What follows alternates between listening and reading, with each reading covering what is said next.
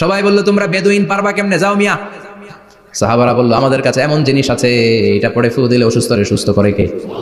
সবাই বলে তাইলে আসো সুস্থ করো। সাহাবারা বলে তাহলে আমাদেরকে খাসি দিবা 100টা, এক পাল ছাগল দিবা। কতিফু গানাম। বিশ্বনবীর এক সাহাবী ওই সাপে দংশন করা লোকটার পাশে বসে সূরাতুল ফাতিহা পরে ফু দিতে দেরি মুহূর্তের মধ্যে অসুস্থ ব্যক্তিটারে সুস্থ করে দেয় কে? বিশ্বাস হয়?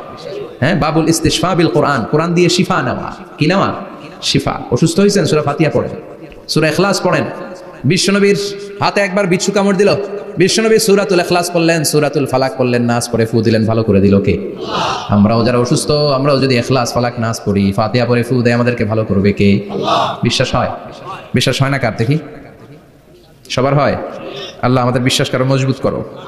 আরো জোরে পড়ি আমিন। আসলে আমরা সরাসরি এবার তাফসীরের দিকে যাই। আমি ছোট্ট একটা সূরা তেলাওয়াত করেছি, 11টি আয়াত বিশিষ্ট। সূরাটার নাম সূরাতু আল কারিআ। কি নাম? সবাই বলেন, সবাই বলেন কি নাম? আল কারিআ। মাক্কি সূরা। কি সূরা?